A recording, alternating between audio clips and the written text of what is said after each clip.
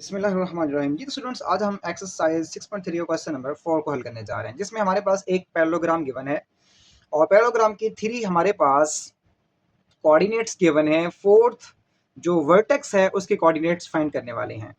तो वर्टेक्स ए के कोऑर्डिनेट्स हैं 1 2, वर्टेक्स बी के कोऑर्डिनेट्स हैं 6 3, वर्टेक्स सी उसके कोऑर्डिनेट्स हमें फाइंड करने हैं और वर्टेक्स डी के कोऑर्डिनेट्स हमारे पास हैं 2 एंड 8।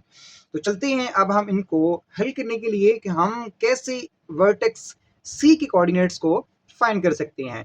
अकॉर्डिंग टू पैरेललोग्राम की डिफाइन में क्या होता है, हमारे पास वेक्टर ए बी इक्वल होता है वेक्टर डी सी के। इसी तरह वेक्टर ए डी इक्वल होता है वेक्टर बी सी के। तो हम अकॉर्डिंग टू पैरेललोग्राम की डिफाइन इसको मेंशन कर लेते हैं। वेक्टर ए बी इक्वल होता है हमारे पास वेक्टर डी सी के, या फिर आप एक और भी लिख सकते हैं, हम ये कह सकते हैं vector a d is equal to होता है वेक्टर बी सी के। जी तो स्टूडेंट्स, यहां तक अब हमें पॉइंट कौन सा फाइंड करना है, सी का।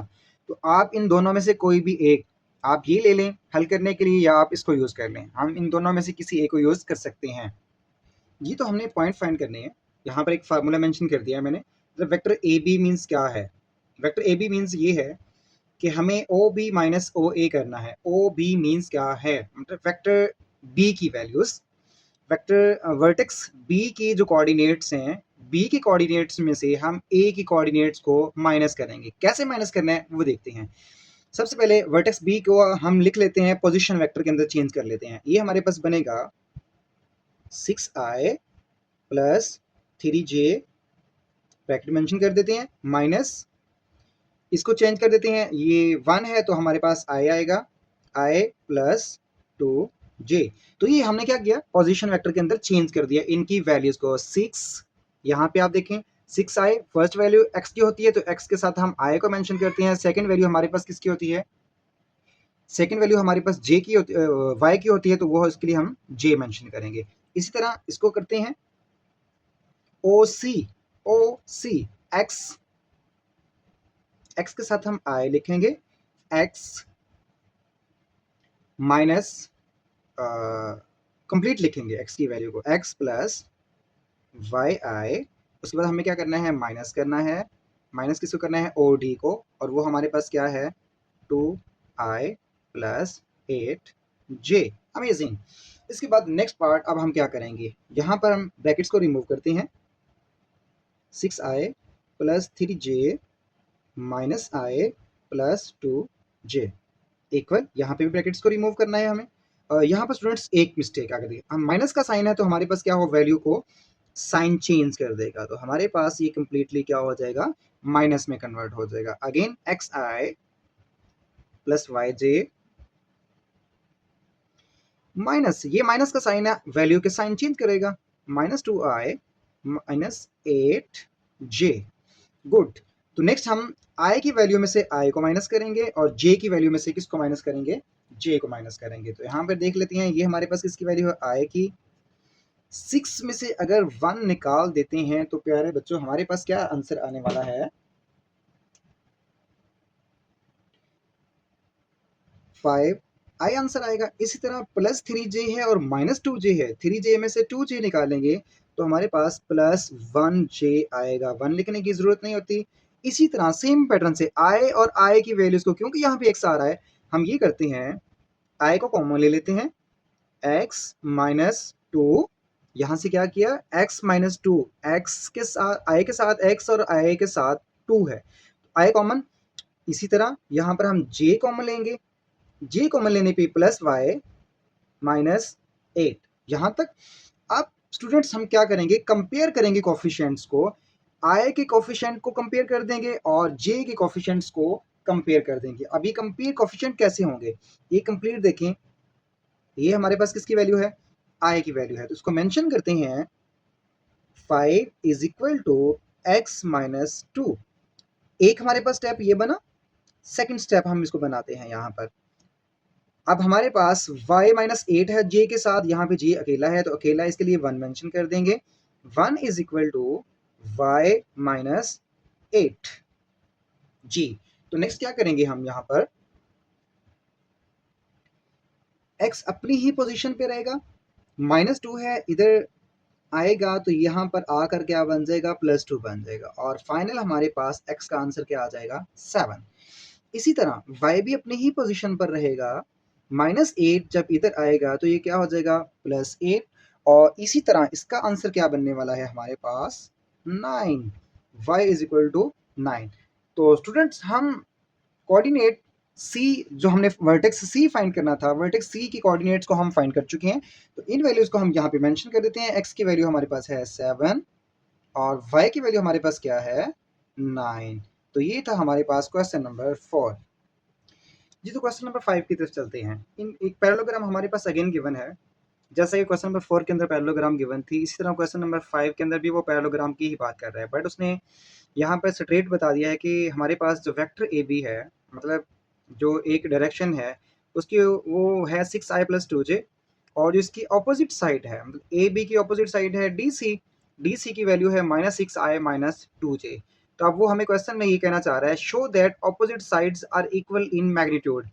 ऑपोजिट साइड्स की मैग्नीट्यूड निकालनी है आपने, निकालने के बाद ये बताना है कि वो मैग्नीट्यूड इक्वल है या नहीं है, ठीक है। Number 2, opposite sides parallel.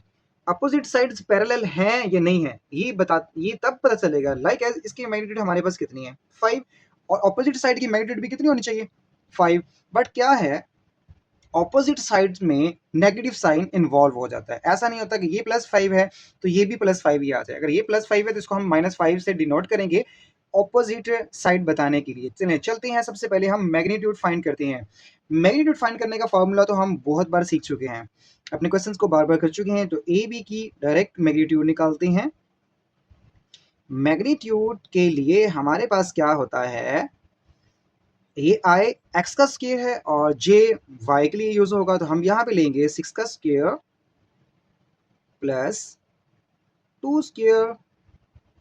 इस तरह ये हमारे पास क्या बनेगा, 6 स्क्वायर हमारे पास होता है 36 और 2 स्क्वायर होता है हमारे पास 4, 36 प्लस 4, और ये हमारे पास क्या आ जाएगा फाइनल आंसर, स्क्वायर रूट 40। तो स्टूडेंट्स इसको मजीद रिजॉल्व किया जा सकता है, बट आपके लिए इतना भी इनफ है। अब हम सेकेंड पॉइंट लेते हैं कि हमारे पास डी सी, डीसी की मैग्नीट्यूड हमें निकालनी है। तो डीसी की मैग्नीट्यूड हमारे पास क्या होगी, अगेन फॉर्मूला यूज करेंगे, -6 का स्क्वायर प्लस -2 का स्क्वायर। तो अगेन अगर आप लेते हैं 6 का स्क्वायर हो क्या होगा हमारे पास +36। नेगेटिव साइन पॉजिटिव को क्या करता है, मतलब जो स्क्वायर होता है वो नेगेटिव साइन को एब्जॉर्ब कर जाता है, क्योंकि नेगेटिव को नेगेटिव से मल्टीप्लाई करने से प्लस हो जाता है। इसी तरह नेगेटिव साइन है और स्क्वायर है तो इसको क्या कर देगा, पॉजिटिव कर देगा, और हमारे पास क्या फाइनल आंसर आने वाला है, 36 प्लस 4 स्क्वायर रूट 40। तो जी स्टूडेंट्स हमारे पास ए बी और डी सी की लेंथ क्या आई है, मैग्नीट्यूड हमारे पास क्या निकली है, बिल्कुल सेम। अब यहां से हम इनको शो कर सकते हैं कि magnitude a b is equal to है मैग्नीट्यूड ऑफ डी सी। तो हमारी फर्स्ट कंडीशन प्रूफ हो गई कि हमें क्या करना था, ऑपोजिट साइड्स की मैग्नीट्यूड निकालनी थी, हमने मैग्नीट्यूड निकाली और वो दोनों क्या आई, इक्वल। ये बात तो हमारी हो गई क्लियर। अब हमने ये प्रूफ करना है कि ऑपोजिट साइड जो है ना वो पैरेलल हैं।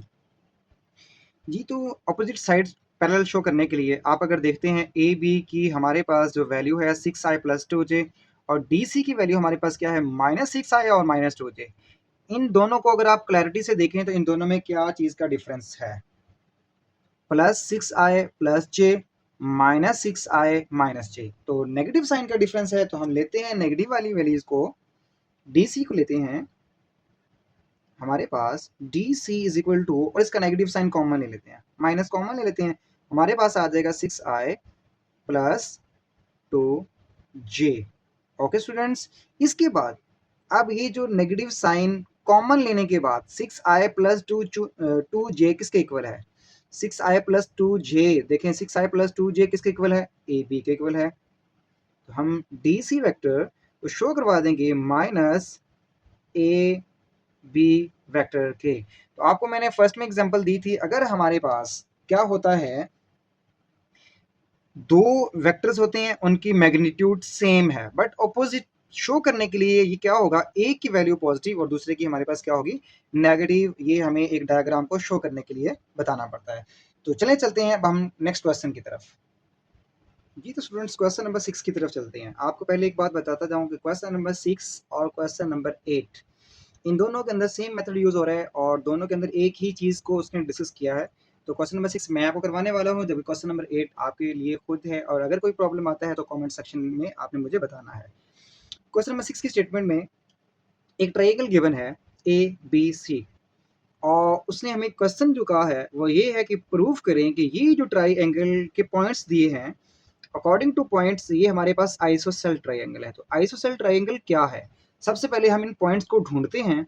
पॉइंट्स को ढूंढने के बाद हम देखते हैं कि आइसोसेल ट्रायंगल क्या है। सबसे पहले वेक्टर ए बी निकालते हैं। मतलब हमारे पास ए पॉइंट, बी पॉइंट और सी वर्ड, मतलब इनके कोऑर्डिनेट्स तो गिवन हैं। इनके कोऑर्डिनेट्स के साथ हम ए बी, बी सी और ए सी वेक्टर्स को निकालेंगे, जैसा कि हमने क्वेश्चन नंबर 4 के अंदर किया था, वेक्टर ए बी को निकाला था। वही मेथड को यूज करते हुए हम सबसे पहले क्या करेंगे, वेक्टर ए बी को फाइंड करेंगे। चलते हैं, तो वेक्टर ए बी लेते हैं। वेक्टर ए बी हम क्या करेंगे, बी की वैल्यूज को, मतलब बी की यहाँ पे 4 हमारे पास एक्स होती, आई की वैल्यू होती है, और यहाँ पे 1 क्या है, आई की वैल्यू है।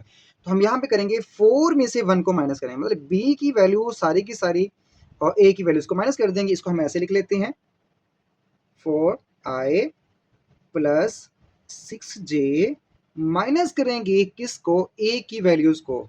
ए की वैल्यूज में हमारे पास i प्लस 2j, तो ये हमारे पास क्या है, पॉइंट्स हैं। अब हम इनका सिंपल सोल्यूशन करते हैं।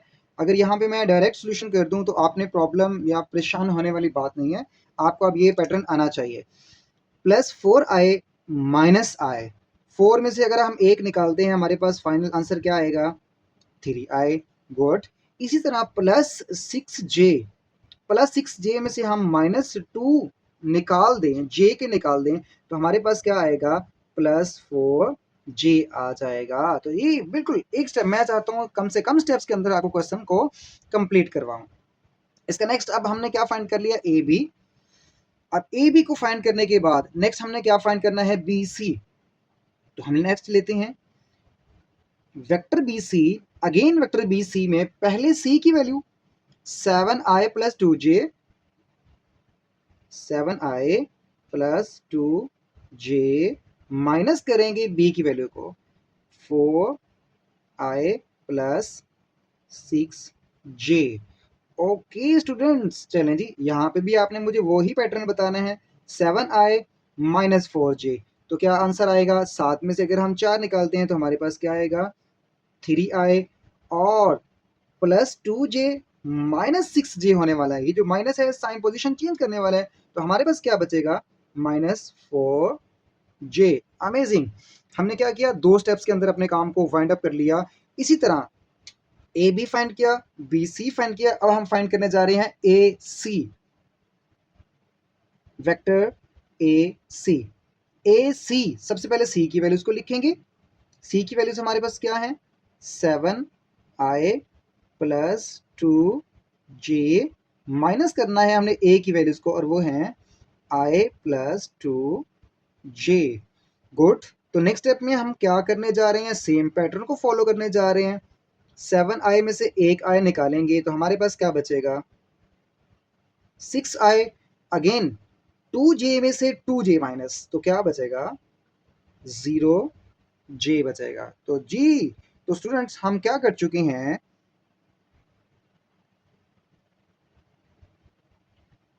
वेक्टर ए बी निकाल चुके हैं, वेक्टर बी सी निकाल चुके हैं, वेक्टर ए सी निकाल चुके हैं। अब हमें इन तीनों की मैग्नीट्यूड्स को फाइंड करना है। जब हम मैग्नीट्यूड फाइंड कर लेंगे तो मैग्नीट्यूड हमें ये बात कंफर्म करेगी, बताएगी आइसोसेल ट्रायंगल है या नहीं। चलते हैं मैग्नीट्यूड को फाइंड करने के लिए। अब सबसे पहले हम क्या करते हैं, इनकी मैग्नीट्यूड को फाइंड करते हैं। मैग्नीट्यूड को फाइंड करने की तरफ चलते हैं जी। मैग्नीट्यूड को हम इसको यहाँ पे कंप्लीट कर लेते हैं। ए बी की मैग्नीट्यूड निकालते हैं सबसे पहले। वेक्टर ए बी की मैग्नीट्यूड हमारे पास क्या होगी जी, तो बताएं। 3 स्क्वायर प्लस 4 स्क्वायर।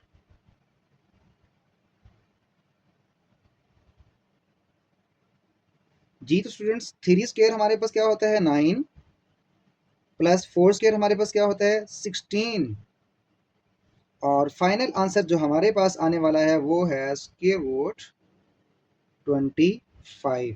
और स्क्वायर रूट 25 से भी जो लास्ट पे आंसर आएगा वो क्या आएगा हमारे पास 5। तो ए बी की जो मैग्नीट्यूड निकाली है वो हमने क्या निकाली है 5। इसी तरह ए बी की मैग्नीट्यूड निकालने के बाद बी सी की मैग्नीट्यूड निकालते हैं जी।